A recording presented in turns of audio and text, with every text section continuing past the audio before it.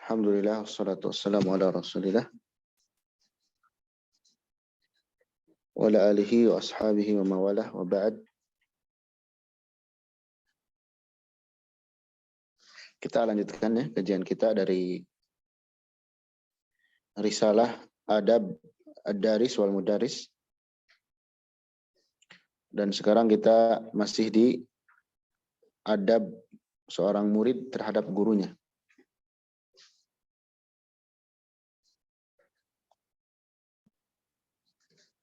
Adab murid terhadap gurunya.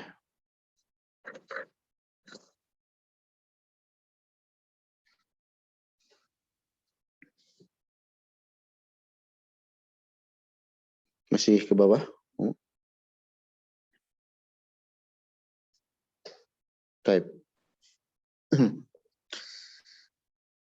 Sebelumnya sudah kita bahas adab guru terhadap adab murid terhadap guru. Yang pertama tawadhu, patuh ya. Yang kedua memilih guru yang memiliki kemampuan. Kemudian sekarang yang ketiga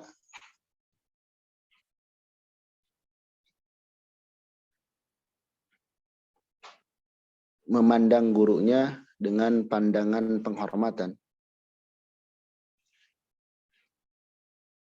dan pengagungan ya, menghormati gurunya. Di sini dikatakan oleh penulis rahimahullahu taala, wa yambagi, dan semestinya ayanzura, dia melihat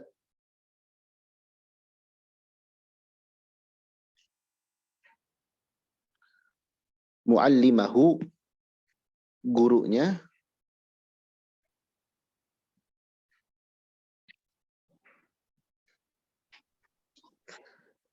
bi'ainil ihtiram, dengan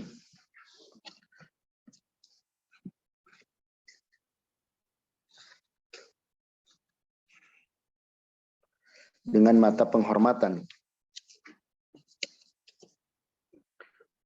warujhani, dan pengunggulan, ala aktsari tabaqatihi, di atas kebanyakan teman-teman sebayanya.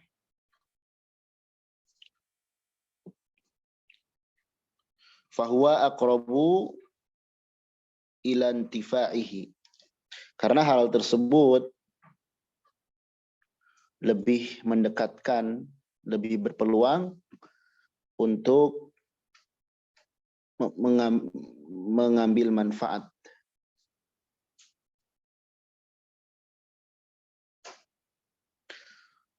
Warusukhi ma sami'ahu, dan tertanamnya, nempelnya apa-apa yang dia dengar. Minhu, dari guru tersebut, fi dhihnihi, di benaknya. Ya. Jadi kita menghormati guru kita. Kita memandang guru kita ini punya kelebihan, sehingga kita dengan seperti itu akan bisa mengambil manfaat dari guru kita, dan ilmu bisa lebih nempel kepada kita. Karena kita sudah merasa butuh dengan guru tersebut, sehingga nanti kita betul-betul serius dalam menyimak. Beda dengan seorang yang sudah merendahkan gurunya. Dia akan terhalang daripada ilmu. Apalagi seorang yang benci kepada gurunya, maka tidak akan dapat faidah.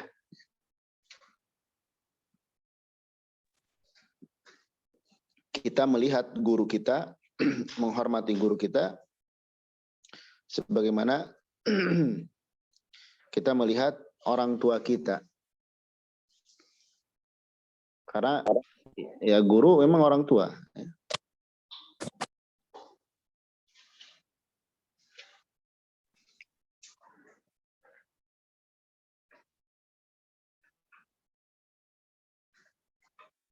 Nah, menghormati di sini tentu dengan penghormatan yang sesuai syariat, ya.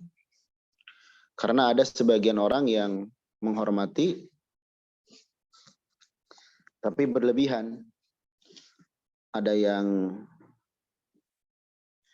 sampai murid itu jongkok di depan gurunya, sujud. Nah, ini nggak benar. Tidak benar yang demikian. Itu berlebihan. Atau cium tangan gurunya sampai si tangan guru dibolak-balik.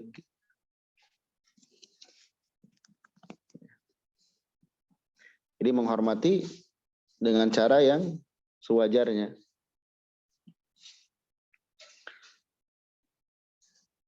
Baik, di sini ada athar dari Imam Asy-Syafi'i. Kita lihat. Wa qad qala Asy-Syafi'i, dan telah berkata Al-Imam Asy-Syafi'i,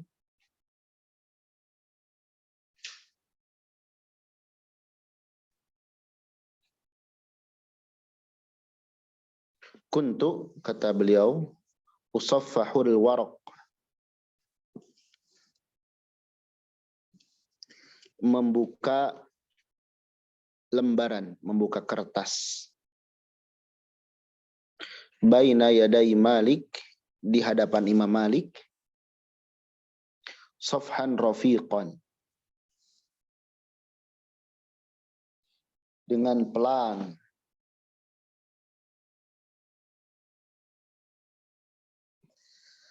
haibatan lahu, karena segan kepadanya. Ini Imam Syafi'i, ya, membuka kertas aja pelan gitu, ya, karena segan. Dan itu menunjukkan adab. Berbeda dengan orang atau sebagian orang zaman sekarang, guru lagi nerangin, ada yang ngobrol, ada yang main HP, ada yang ribut dengan segala sesuatu, ya.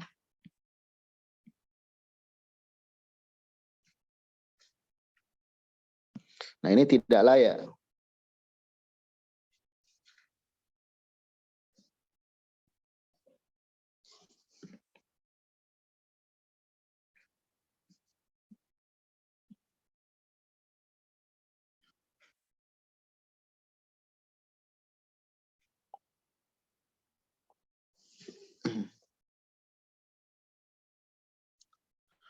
Apa tujuan Imam Syafi'i seperti itu?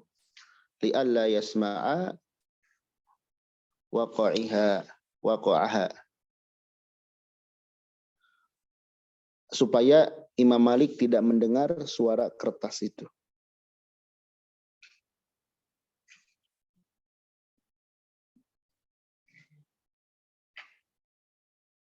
Nanti ada di pembahasan di depan.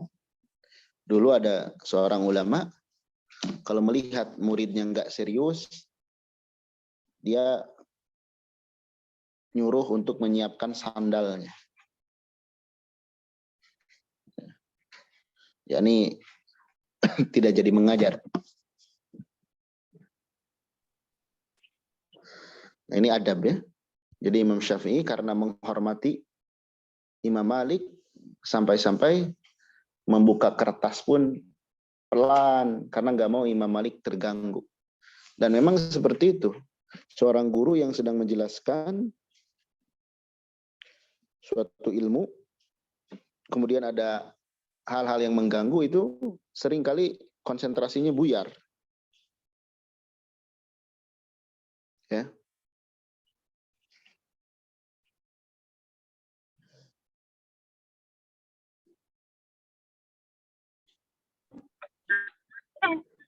Taib. Kemudian waqala Rabi, berkata Rabi, kalau Rabi ini muridnya Imam Syafi'i. Kata Rabi, wallahi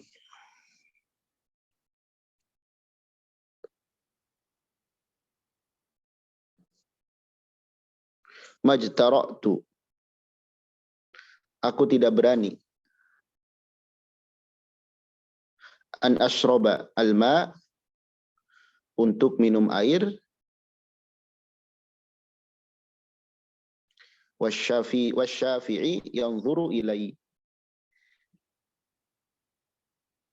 dalam keadaan Imam Syafi'i melihatku, haibatan lahu, karena segan terhadapnya.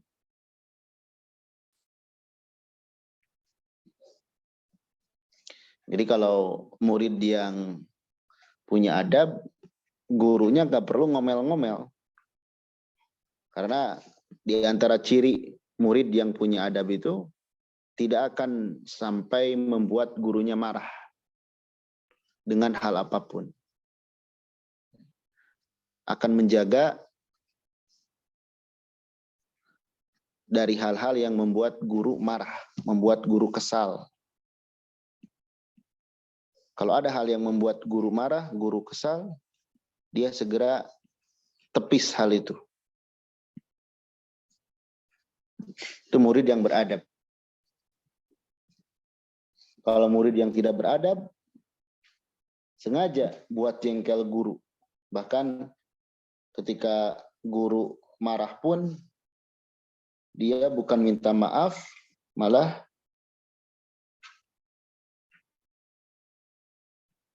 melawan.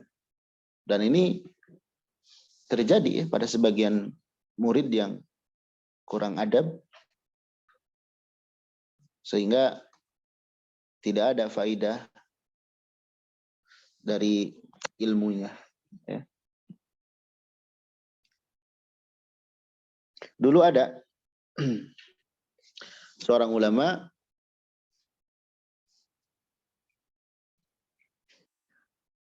yang disegani sekali oleh muridnya. Sampai-sampai muridnya itu ketika belajar di hadapan guru tersebut, seolah-olah di atas kepala mereka ada burung.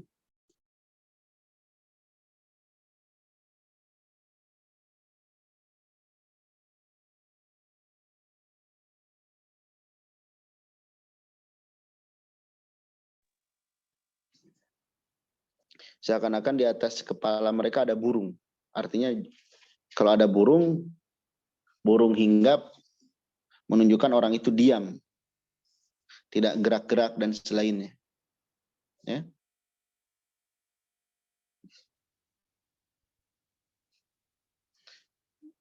Jadi seakan-akan sedang sholat.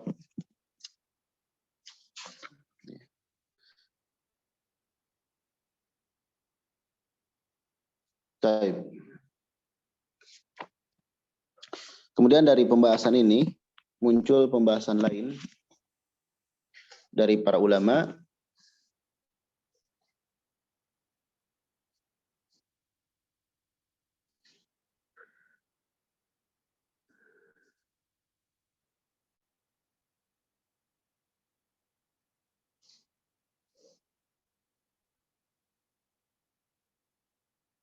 atau nanti kita bawakan di bab yang lain. Kita lanjutkan dulu. Wa yurwa an Ali qal an Ali radhiyallahu anhu qal min haqqil alimi alaika an tusallima 'alal qaumi amatan wa takhussahu bit tahiyyah. termasuk hak guru terhadapmu, berarti kewajiban kita, adalah engkau mengucapkan salam kepada kaum secara umum. Dan mengkhususkan salam tersebut kepada guru.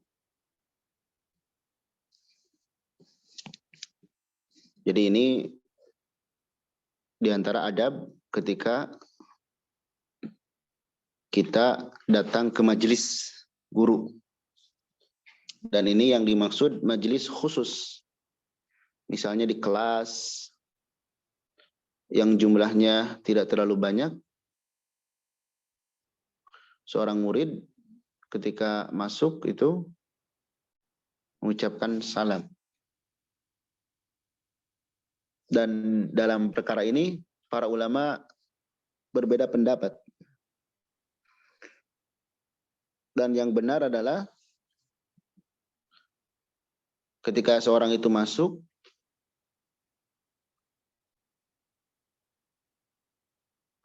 dia kalau ada pintu ya ketok dulu pintu, minta izin masuk, baru salam. Tapi kalau majelis itu terbuka, dia hanya salam kepada orang yang di pinggirnya, di sisinya.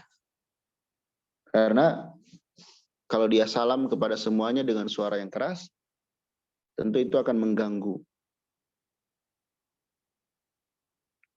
Jadi dalam perkara ini dilihat kondisinya.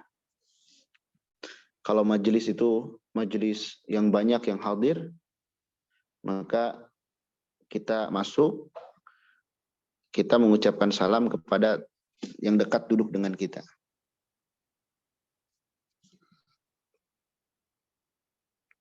Taib. Kemudian wa anta jlisa amamahu. Hendaklah engkau duduk di depannya.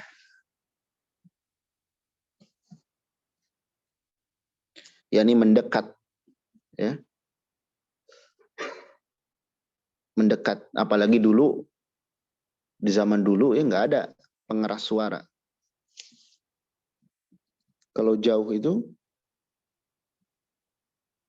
nggak kedengeran. Terus biasanya kalau kita duduk dekat dengan guru, kita lebih serius. Karena malu kalau kita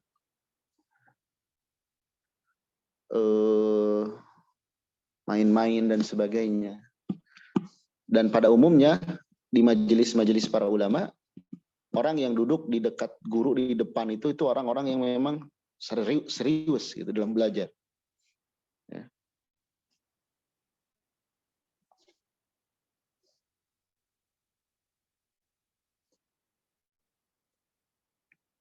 Wala tusyiru indahu biyadik. Janganlah engkau berisyarat di sisinya dengan tanganmu. Ya. Jadi maksudnya di sini kita main tangan misalkan, ya, kadang lempar-lemparan atau apa.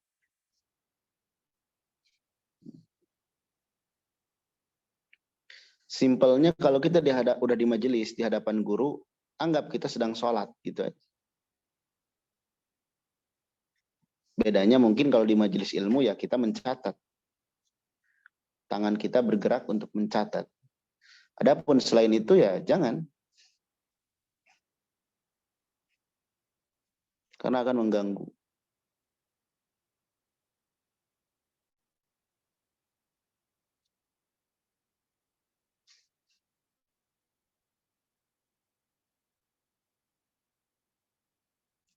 Wala tagmizanna bi'ainika ghairahu. Jangan engkau merendahkan dengan matamu kepada orang selainmu.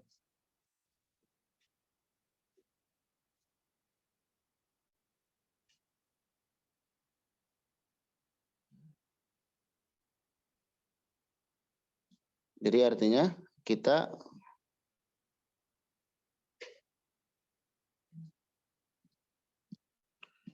nggak fokus melihat guru atau nggak fokus melihat catatan, tapi mata kita natap kemana-mana. Gitu.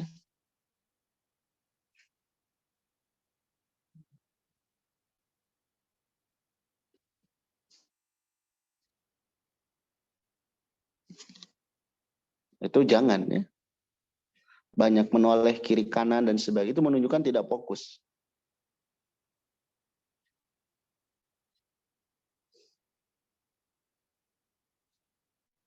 Wala taqulu qala fulan.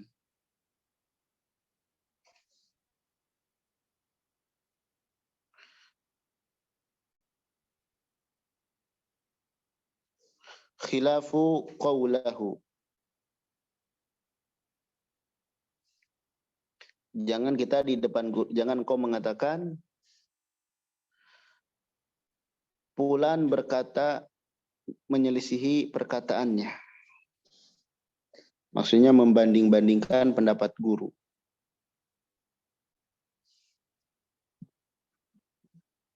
Kalau kita mau bertanya tentang perbedaan pendapat, kita pakai adab. Ya.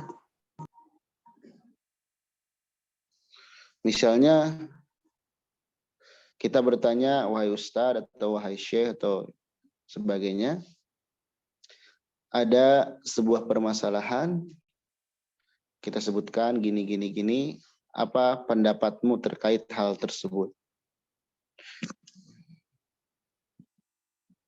Bukan ingin membanding-bandingkan. Kita nanya ini tujuannya buat apa? Buat nyari pembenaran? Atau buat memang kita ingin mengetahui yang benar? Jadi dalam bertanya itu luruskan juga niatnya. Jangan seperti tadi misalkan. Kita akhirnya tukang adu domba para guru, para ustadz.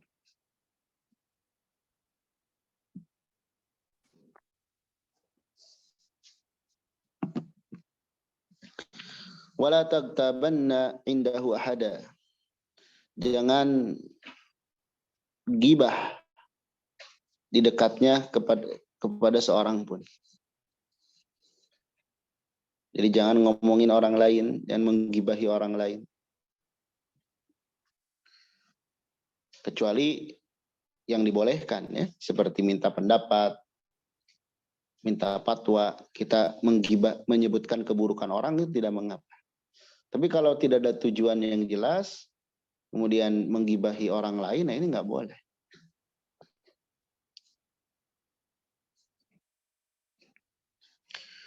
Wala tusarra fi majlisihi. Dan janganlah engkau bisik-bisik di majelisnya.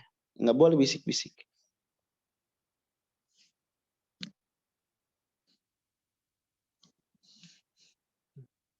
Apalagi ngobrol, tentu lebih tidak boleh lagi. Wala ta'khudhu bisaubihi. Jangan engkau menarik bajunya. Ini sebagian orang dengan tujuan ngalap berkah. Baju guru ditarik dan sebagainya. Bahkan kobokan guru diminum. Ini tidak layak. Keberkahan itu dari Allah Subhanahu wa taala. Kalau Nabi SAW iya. Nabi khusus bagi beliau. Tapi kalau manusia biasa itu enggak.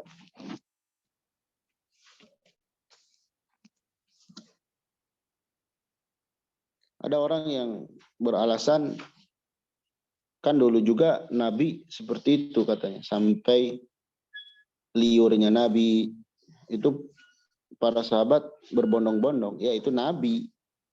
Karena Nabi mah segala sesuatu yang berhubungan dengan beliau berkah ketika beliau masih hidup. Tapi orang sekarang enggak.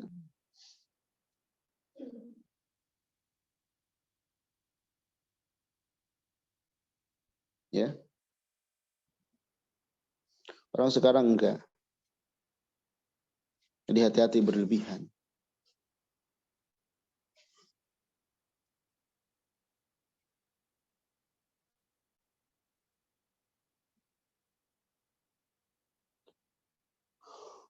Wala talihu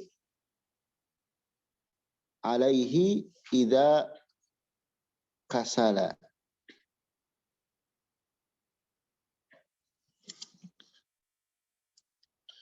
Wala talihu, dan janganlah engkau memaksa, mendesak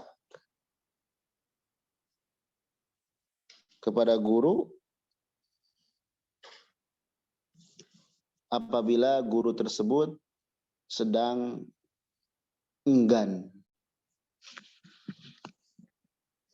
Yang namanya manusia ya, kadang capek dan sebagainya, termasuk guru juga kan, karena manusia sama. Kita jangan maksa ingin dapat ilmu atau dijelaskan sesuatu.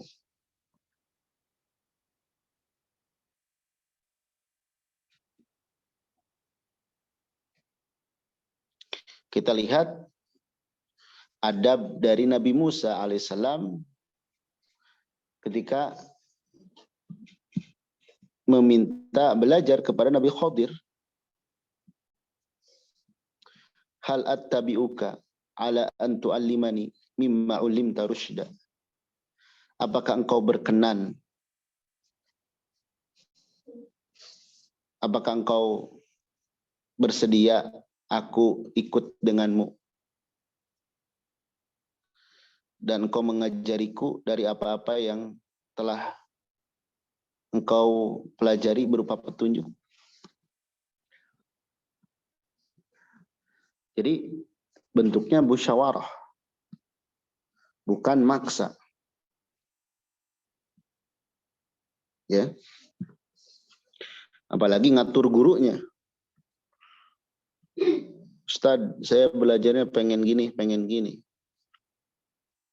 Atau orang tua wali kepada gurunya, kepada guru anaknya. Ustadz, mohon maaf nih anak saya gini. Ini di mana adab yang seperti ini?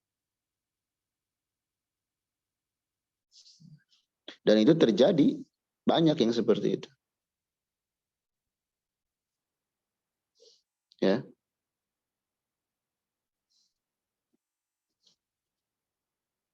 Baik.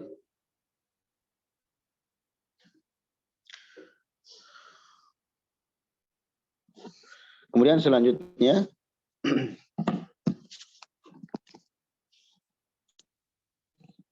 fala tashba min tuli suhbatihi. Janganlah dia merasa puas karena lama membersamainya. Jadi sebagaimana dijelaskan di banyak sumber ya, bahwasanya di antara kunci kesuksesan belajar itu tuluz zaman, lama waktunya membersamai guru. Ya. Mulazamah, lama. Jadi jangan merasa kenyang selama guru itu mau memberikan ilmu, mau mengajari kita. Sebagian orang guru itu belajar ya kalau lagi di ma'had saja, setelah di ma'had itu bukan gurunya, bahkan tidak sedikit setelah keluar dari ma'had dia jelek-jelekan gurunya, dia rendahkan, dia sebarkan aibnya.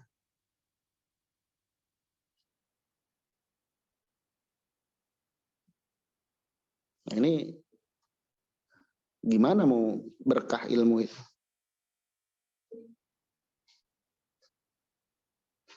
Jadi ketika guru masih mau mengajari kita, ya itulah ghanimah bagi kita. Ketika guru memperkenankan kita untuk mengambil faidah, itu ghanimah.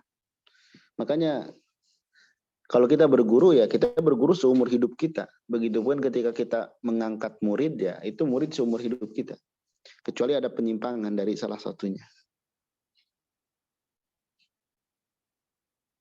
Fa innama huwa 'alaika kan nakhlati tantadhiru mata yasqutu 'alaika minha syai'.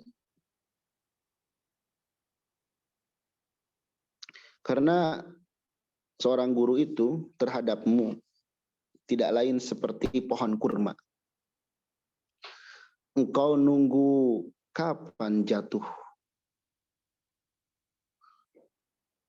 jatuh kepadamu ya dari pohon kurma itu. Jadi kita membersamai guru itu akan menjadikan kita banyak mendapatkan faidah ilmu, faidah kehidupan. Beda dengan orang yang tidak terbimbing, ya, tidak punya guru yang jadi panutannya, maka biasanya hidupnya dia kebingungan, tanpa arah. Akhirnya terombang-ambing ya, nggak jelas akhirnya. Taib. Nah, itu diantara adab. Ya. Selanjutnya, wa min adabil muta'allim, diantara adab seorang murid,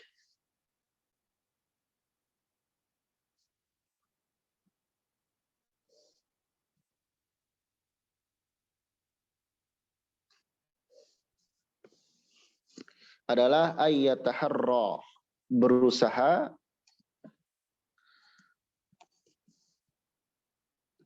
ridhal muallim, berusaha mencari keridhaan guru.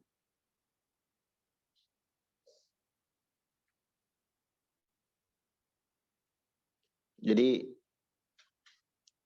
ya ridho Allah yang utama ya. Tapi kita ingin menjadikan guru kita ini tidak marah sama kita, kemudian ridho dengan ilmunya, itu harus. Wa in khalafa ra'ya nafsihi, walaupun guru tersebut menyelisihi pendapat dirinya.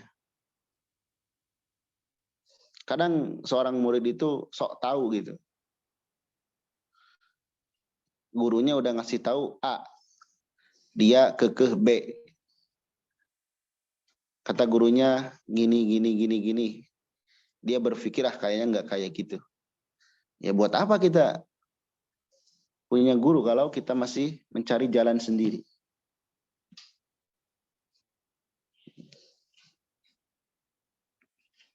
Seperti ya banyak hal gitu ya. Jadi kita hendaknya menjadikan atau posisikan kita agar guru itu ridho kepada kita.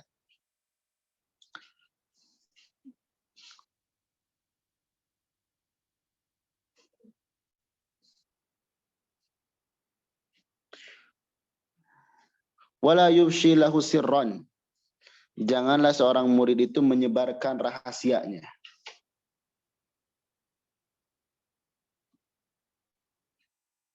Menyebarkan aibnya. Ya seperti orang tua kita. Gak mungkin kan seorang anak itu menyebarkan aib orang tua. Kecuali anak yang gak tahu diri. Cuman pada asalnya seorang anak itu gak mungkin dan gak boleh menyebarkan keburukan. Apalagi keburukan guru kita.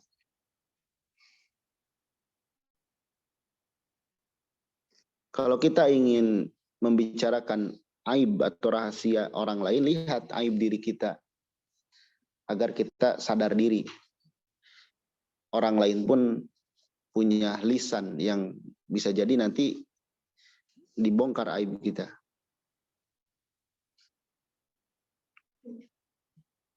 Jangan menyebarkan rahasia aib-aib guru.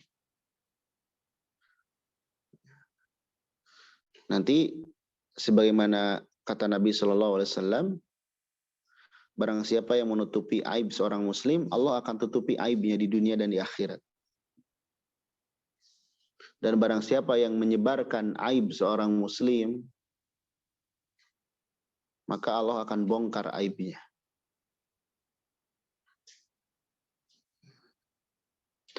Tapi ada seorang murid itu yang seperti itu. Dan dia bangga atau senang dengan hal itu. Betapa bahayanya lisan kita kalau kita tidak bisa menjaganya. Sebagaimana kepada orang tua sudah banyak berkorban buat kita. Terus kita jelek-jelekan kepada orang lain. Atau guru kita yang sudah banyak berkorban buat kita, terus kita jelek-jelekan. Atau kalau para perempuan, suami sudah melakukan banyak kebaikan, terus karena melakukan satu kesalahan, kita menganggap dia tidak pernah melakukan kebaikan. Ini akhlak atau adab yang jelek. Wa yarudda ghibatahu idza sami'aha. Fa in ajaza farik al majlis.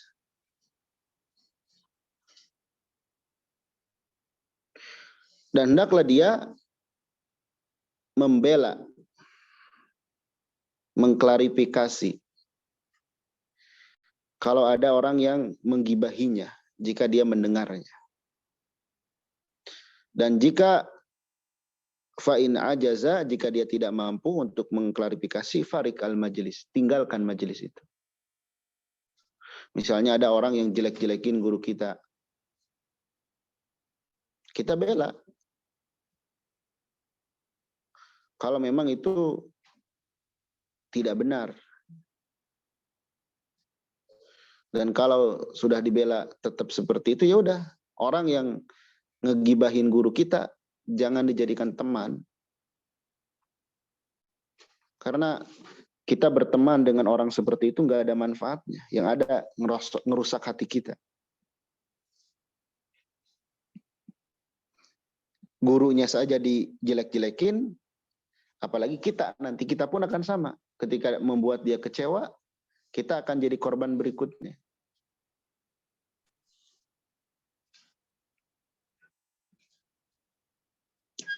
Dan ingat ya, kalaulah kita menggibahi manusia biasa saja sudah berdosa, apalagi menggibahi seorang guru, seorang ahli ilmu, seorang pemimpin, tentu lebih-lebih lagi. Ya.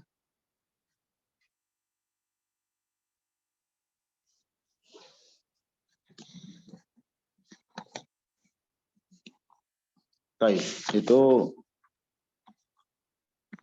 adab. Ya. Selanjutnya, wa alla yadkhula alaihi bi ghairi idznin.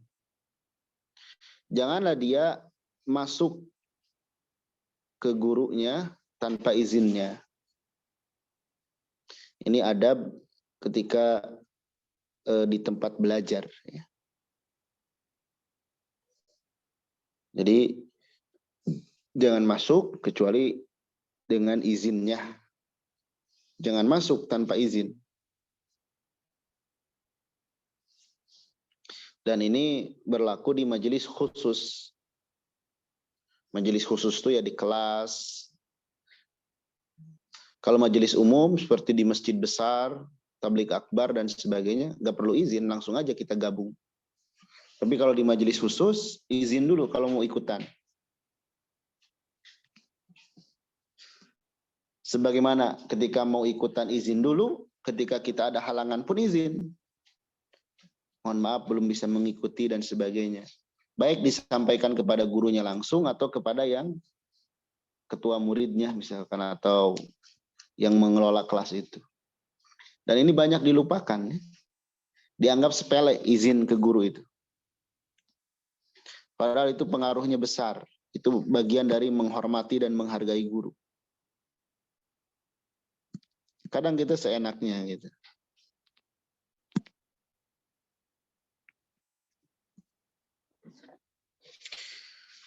Baik.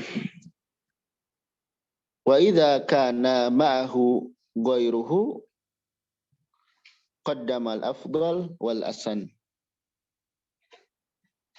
Dan apabila terdapat di sisi seorang guru selain dia, maka hendaklah dahulukan orang yang paling utama dan yang paling berumur. Maksudnya, kalau kita menemui guru, masuk ke ruangan atau ke kelas, atau ke rumahnya, dahulukan orang yang paling mulia atau yang paling tua.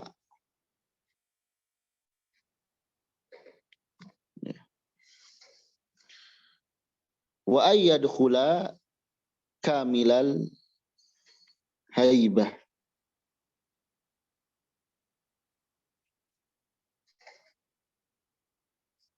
Hendaklah dia masuk dalam keadaan penuh wibawa.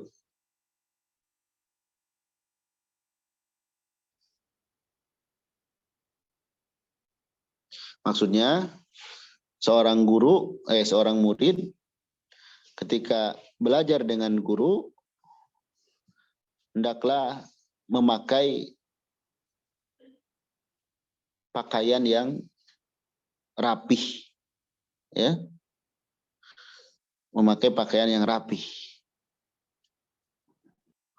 Dan ajarkan anak-anak kita seperti itu.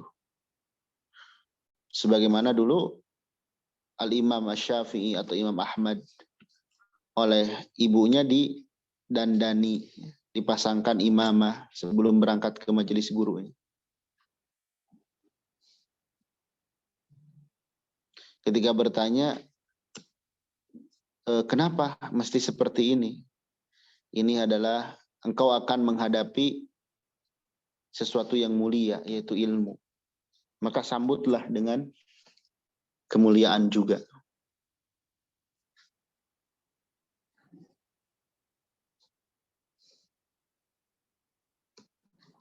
Jadi masuklah ke dalam menemui guru itu dengan keadaan yang rapih. Farigol qalbi minasyawagil.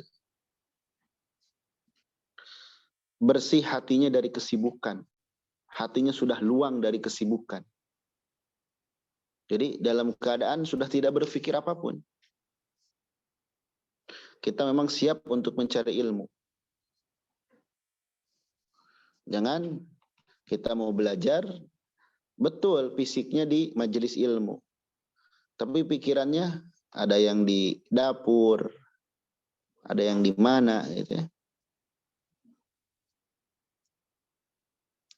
Dan di sini juga ada faidah.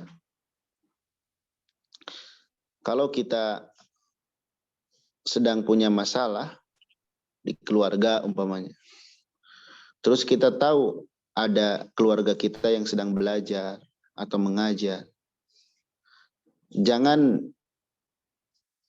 kita kabarkan hal-hal buruk kepada mereka selama kita masih bisa mengatasinya. Tapi kalau kita memang butuh bantuan, ya kita minta bantuan. Karena seorang itu ketika mendengar cerita dari orang lain tentang sesuatu, kadang menjadi pikiran.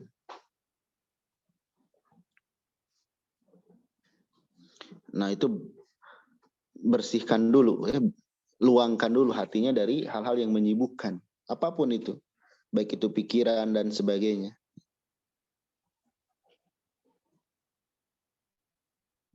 Ini di majelis. Mutatahhiran, dalam keadaan bersih.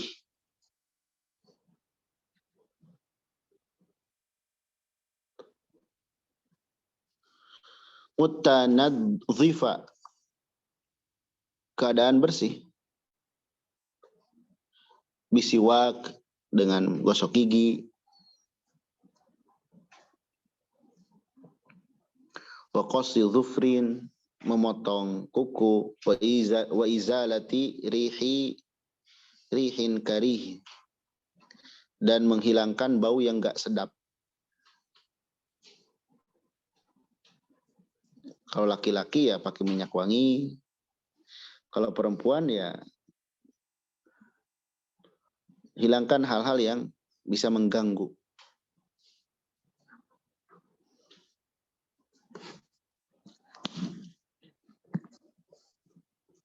Makanya dulu ya di sebagian sekolah kalau SD itu kadang sering ada pemeriksaan kuku. Yang kukunya panjang diingatkan. Sekarang jarang seperti itu.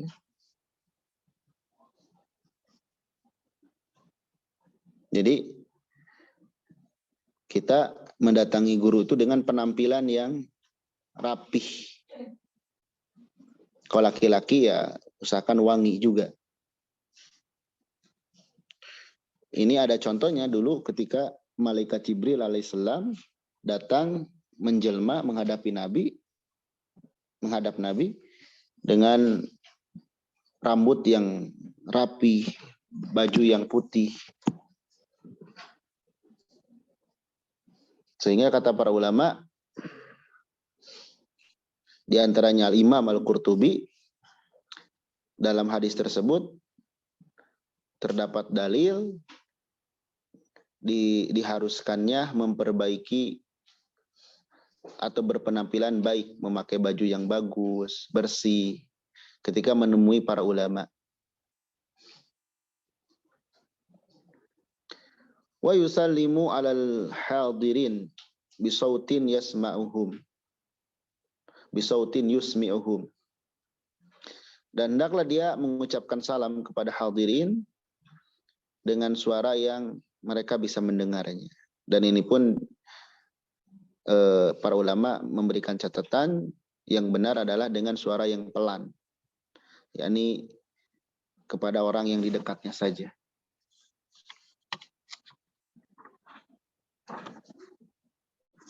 Wa yakhussu asy-syaikh bi ziyadati ikramin, dan mengkhususkan kepada guru dengan tambahan pemuliaan ketika mengucapkan salamnya. Dan ini pun melihat kondisi.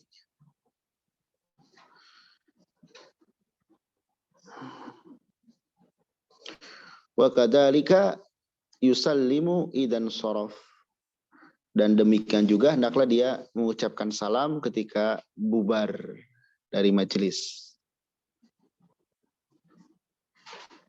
Kalau memungkinkan kita datangi guru kita, ucapkan jazakumullah khairan. Kalau sesama akhwat kita salam dulu kalau memungkinkan. Kalau tidak mengapa. Tapi kadang ada di majelis yang sedikit ya, di kelas umpamanya yang hanya 10 orang atau beberapa orang, beres majelis gurunya dicuekin aja. Yang lebih parah, majelis belum ditutup, sesi tanya jawab udah pada bubar. Padahal barangkali dari tanya jawab itu banyak ilmu yang kita dapatkan, yang kita tidak dapatkan pada teori.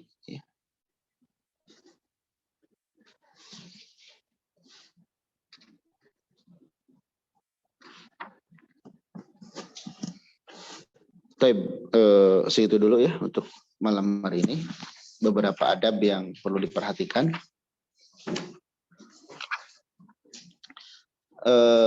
Kalau disimpelkan, simpel ya.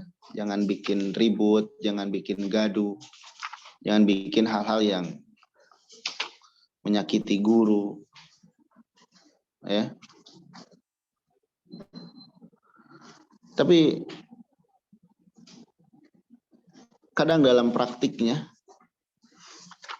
kita suka terlupakan hal itu. Apalagi guru kita usianya lebih muda dari kita, atau secara ekonomi tidak lebih mapan dari kita. Kadang adab-adab ini sering dilewatkan. Atau karena terlalu dekat dengan guru. Oke lah, terlalu dekat dengan guru kalau di luar majelis, ya kita nggak masalah. Tapi kalau di dalam majelis, maka hendaknya kita tetap menjaga adab. Tapi ini masih panjang pembahasan kita. Mudah-mudahan Allah Subhanahu Wa Taala mudahkan untuk kita selesaikan. Dan ini banyak faidah-faidahnya. Tapi sebelum ditutup, dari yang menyimak di Zoom, silahkan. Kalau ada yang ingin diperjelas atau ditanyakan, persilahkan. Jazakumullah khairan Ustadz untuk pemaparannya. Silakan pada ummahat yang ingin bertanya, boleh langsung open mic ya. Atau raise hand juga boleh, silakan.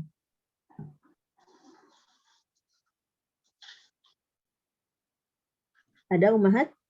Silakan Ibu Iro. Maaf Ustadz ya. Assalamualaikum warahmatullahi wabarakatuh Ustadz. Waalaikumsalam warahmatullahi wabarakatuh. Afwan Ustadz mau bertanya terkait tentang posisi duduk kita Ustadz dalam majelis ilmu. Terkadang kan kami nih yang sudah usia di atas 50 tahun itu kan ketika duduk di bawah itu kaki tuh nggak kuat untuk ini ya Ustadz, untuk di posisi yang seperti itu terus. Bolehkah kami ini berselonjor Ustadz, apa ya bahasa Indonesianya, selonjor gitu Ustadz, meluruskan kaki dalam ketika pembelajaran sedang berlangsung.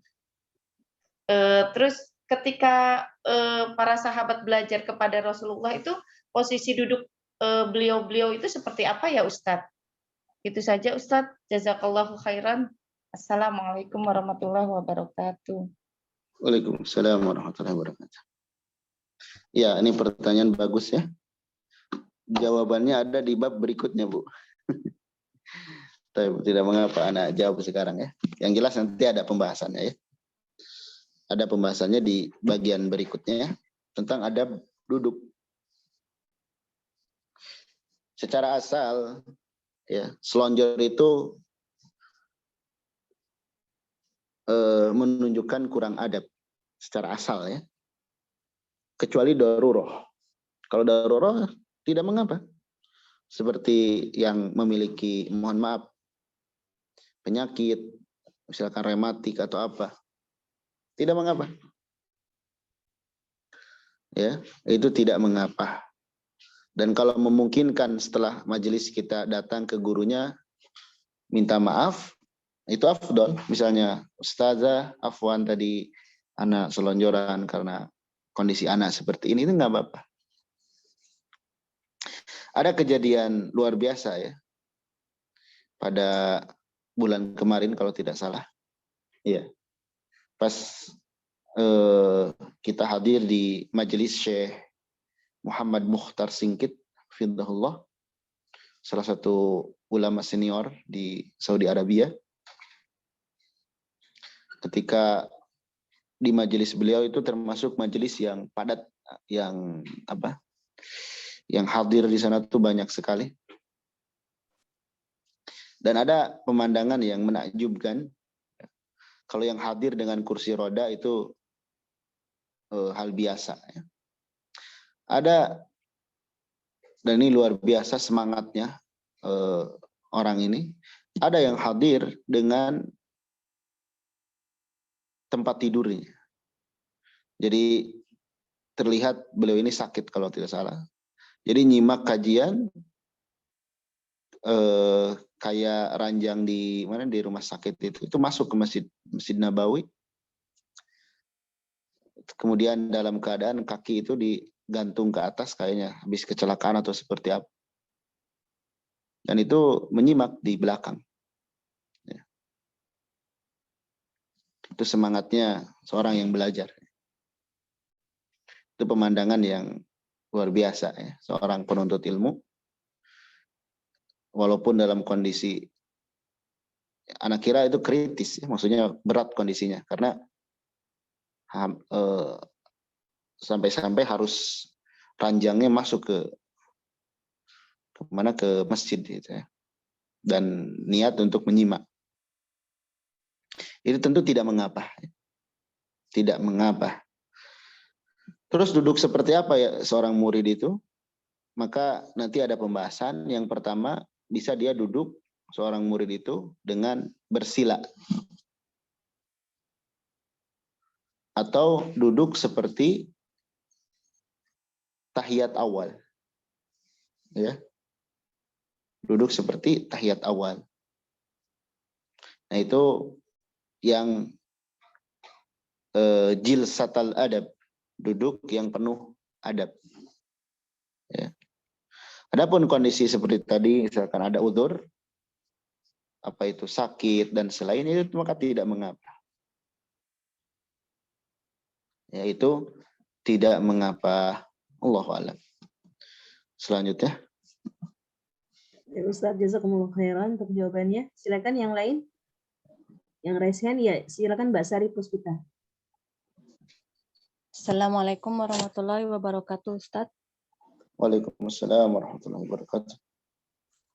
Afwan Ustaz, Ana mau bertanya, apakah harus selalu atau memang harusnya kita tuh kalau sedang bermajelis harus selalu menghadap kiblat? Begitu Ustaz. Jazakallahu khairan. Wa iyyakum. Itu bukan harus ya, itu dianjurkan. Dianjurkan menghadap kiblat agar ada kekhusyuan dalam majelis kita. Tapi kalau umpamanya kan setiap ruangan itu kadang tata letaknya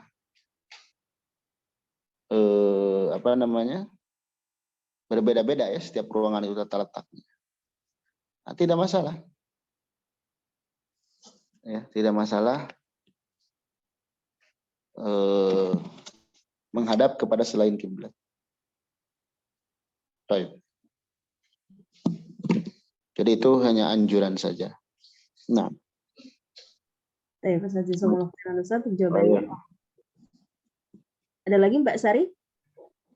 Naam, afwan Ustadz, ada satu lagi. Sebaiknya bagaimana ketika kita sedang bermajelis lalu gurunya sedang menjelaskan, tapi kita istilahnya seperti nggak tahan mau buang air, mau pamit gitu ke kamar mandi, sebaiknya kita seperti apa ya adabnya, apa harus kan nggak bisa motong pembicaraan gitu. Jadi sebaiknya kita seperti apa ya Ustadz? Jazakallahu khairan. Wa iyyakum. Kita angkat tangan. Angkat tangan. Kalau guru kita lihat pasti ngerti ya. Guru yang belajar adab itu ngerti. Kalau muridnya angkat tangan, pasti dia mau izin. Kalaupun guru kita tidak melihat kita angkat tangan, langsung kita keluar dari majelis itu. Tidak mengapa, itu udah dimaklum ya. Udah dipahami di majelis ilmu, baik majelis gede, majelis yang banyak orang hadir, atau majelis kecil. Kalau guru sedang menjelaskan, kita cukup angkat tangan, sambil berdiri angkat tangan, dan guru akan paham maksudnya. Makanya selain murid, guru juga banyak hal-hal yang harus diketahui. Seperti tadi misalnya, angkat tangan itu sudah dipahami oleh guru bahwasanya dia ada hajat ke belakang. Jadi angkat tangan baik dilihat atau tidak dilihat oleh guru, maka itu sudah termasuk kita meminta izin. Baik. Baik, Ustaz, jazakumullah khairan untuk jawabannya. Silakan Ummu Lulu. Assalamualaikum Ustadz. Waalaikumsalam warahmatullahi. Ustadz, tadi ada murid terhadap guru. Kemudian maaf ini saya baru ikut kajian malam ini. Apakah ada kriteria memilih guru selain keilmuannya? Nah, itu yang pertama. Kemudian yang kedua, jika kita mengetahui aib guru itu, apakah kita memutuskan untuk lanjut belajar atau kita berhenti gitu Ustaz? Begitu saja Ustaz. Baik. Memilih seorang guru, ya ini sudah dijelaskan sebetulnya kemarin, pertemuan kemarin, tapi tidak mengapa kita ulangi. Itu ada, kata beliau ada 7 kriteria. Pertama, matang keahliannya. Kedua, nampak istiqomah dalam beragama. Ketiga, menguasai pengetahuannya, ya, pengetahuannya bagus. Kemudian yang keempat, memiliki pengalaman jam terbang dalam belajar dan mengajar. Yang kelima, memiliki akhlak yang baik. Kemudian yang keenam, akalnya sahih, selamat. Dan yang ketujuh, telaahnya matang. Atau para ulama yang lain menyebutkan, yang pertama, dia mengamalkan ilmunya. Yang kedua, dia itu hasil didikan seorang guru. Dan yang ketiga, dia mengikuti jalan gurunya dalam mendidik. Itu diantara kriteria. Ya. Diantara kriteria seorang guru. Jadi agama, kemampuan, kemudian beragama, akhlak, itu yang paling penting. Ya. Terus kalau kita tahu aib seorang guru, ya,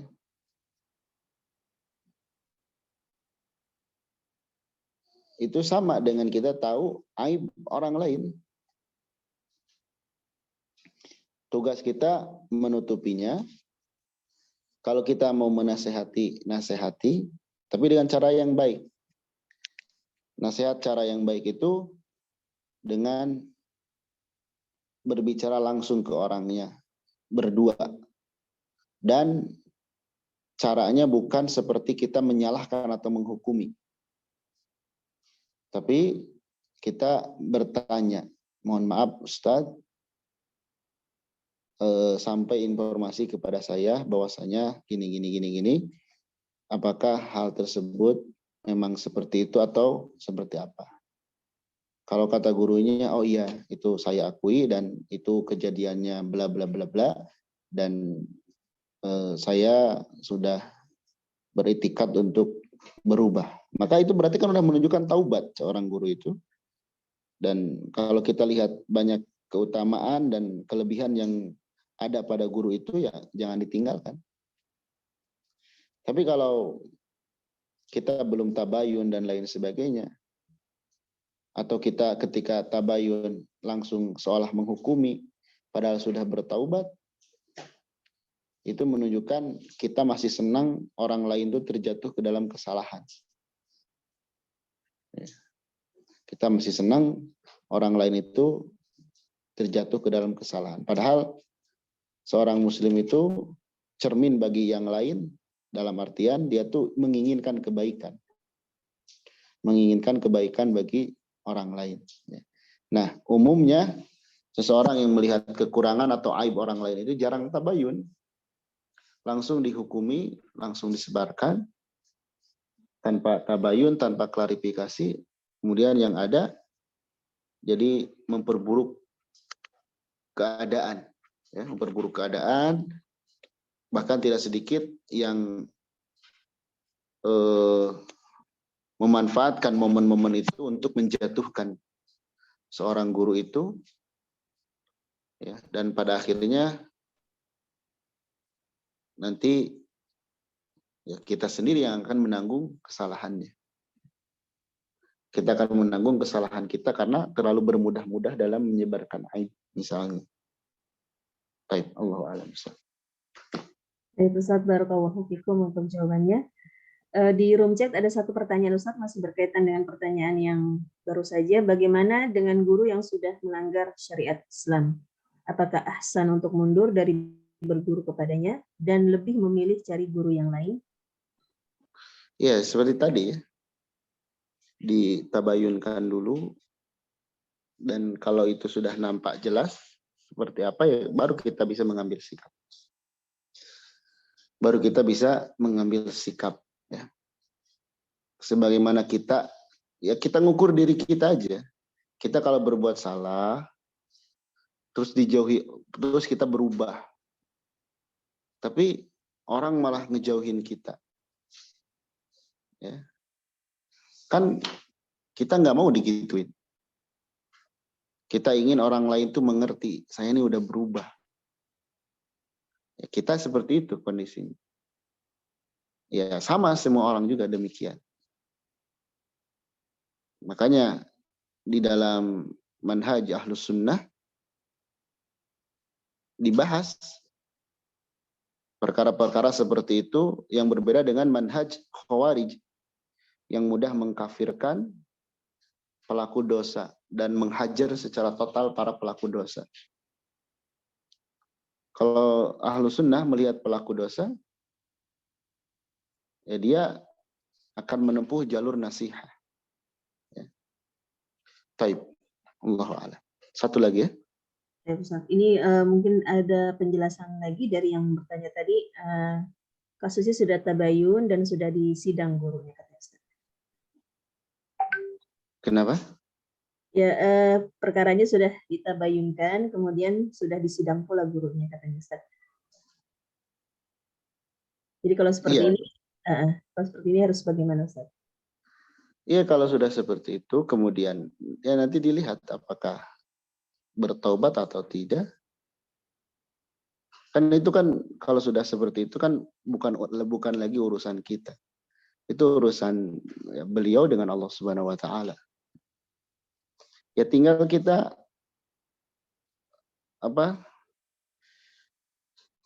kita yang menentukan di sana apakah kita kalaupun mau berpindah guru ya dengan cara yang baik.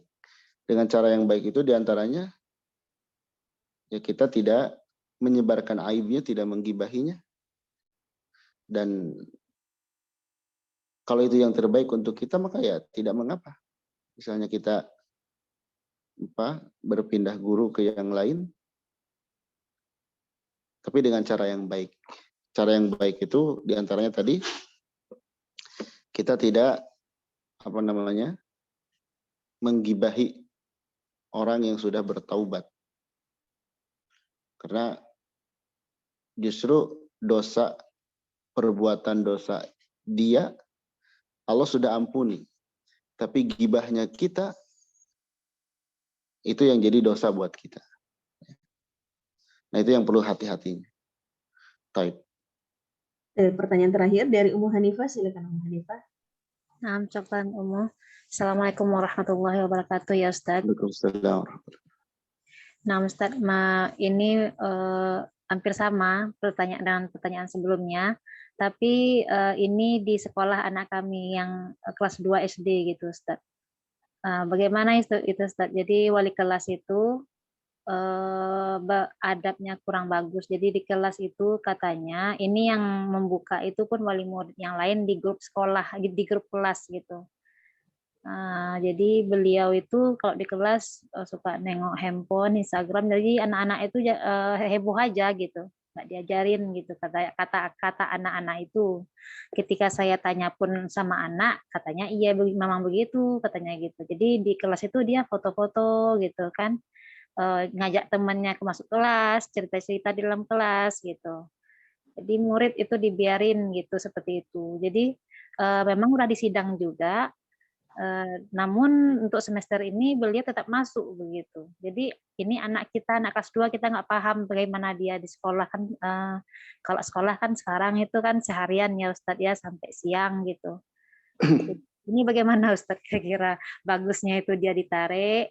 Tapi kalau ditarik, yang satu lagi ini sekolah bagus, cuman ya membolehkan musik gitu Ustadz. Kalau ini kan yang sekolah yang sekarang ini istilahnya itu dididikan oleh orang-orang yang memahami sunnah, berusaha untuk memahami sunnah lah begitu Ustaz. Sekian Ustaz. Assalamualaikum. Waalaikumsalam warahmatullahi wabarakatuh. Allahumma musta'an. Ana lihat dari sudut yang lainnya dalam hal ini. Pertama perlu diketahui oleh kita semua ya, terutama yang sudah memiliki anak, yang wajib mendidik anak itu orang tua. Itu ingat selalu, kewajiban itu tidak bisa kemudian berpindah secara otomatis kepada guru. Jadi kewajiban mendidik anak itu oleh orang tuanya. Bahkan dulu ada orang tua yang dikatakan orang tua durhaka karena tidak mengajari anaknya, tidak mengajari baca Al-Quran dan selainnya. Kalau kita peran itu karena keterbatasan kita belum mampu, kemudian kita menitipkan anak kita kepada sekolah, ya kita nilai sesuatu itu nilai dari asalnya. Asalnya manusia itu pendosa semuanya. Semua manusia itu kullu bani Adam khata', ya. Pendosa semua anak Adam itu. Itu tanpa kecuali, ya. Kecuali para nabi yang Allah jaga. Artinya apa? Sehingga kita tidak menuntut kesempurnaan kepada orang lain. Tidak menuntut kesempurnaan kepada orang lain, kepada siapapun. Makanya kita dalam menilai itu kalau ada yang positif jangan terlalu diwah-wahan ini bagus dan sebagainya. Tetap pasti ada yang kurangnya. Atau ada yang jelek, wah ini jelek, pasti jelek total. Belum tentu juga. Ya. Itu cara pandang kita. Tinggal kita kalau dihadapkan dengan hal-hal seperti itu, kita ambil yang mudaratnya lebih kecil. Kan kalau kita dihadapkan dengan dua mudarat, maka kita ambil mudaratnya yang lebih kecil. Dan tadi gambaran yang disebutkannya, Allahu alam secara realitanya, detailnya, tentu saya tidak tahu seperti apa ya. Yang jelas, kalau di kelas terjadi seperti itu, maka kita bisa mengadukan ke pihak sekolah, misalnya kepala sekolahnya. Nanti biar kepala sekolahnya yang menindak. Kalau memang seperti itu yang terjadi. Karena di antara fungsi ada pimpinan umpamanya, agar mengkondisikan hal-hal seperti itu. Kalau jalur itu sudah ditempuh, ya kita bisa mengajukan umpamanya, mohon maaf kalau kondisi kelas seperti ini, kami mengundurkan dari sekolah ini. Barangkali kalau sudah ada semacam hal-hal seperti itu berupa ancaman, barangkali bisa lebih membuat pertimbangan bagi pihak sekolah. Ya. Jadi perkara narik anak dan sebagainya itu perkara yang secara praktik mudah. Udah jangan sekolah ke sana, itu mudah kan seperti itu. Tapi di sana harus ada adab juga yang harus kita perhatikan. Karena bisa jadi dengan kita tadi menasehati, menyampaikan dengan tulus dan ingin perbaikan, bisa jadi melalui hal tersebut tersadarkanlah pihak-pihak yang berkaitan. Ya, Allahu a'lam bishawab. Ustaz, jazakumullah khairan untuk jawabannya. Alhamdulillah. Baik, anak kira Iya, silakan. cukup ya. Anak kira cukup, insya Allah nanti untuk kelanjutannya kita kabarkan. Terima kasih atas atensinya, atas perhatiannya. Mudah-mudahan bermanfaat dan mohon maaf dari segala kekurangannya. Semoga bermanfaat dan bisa kita amalkan. Alhamdulillah, sallallahu ala nabiyina Muhammad. Subhanakallahumma bihamdik, asyhadu an la ilaha illa anta, astaghfiruka wa atubu ilaik.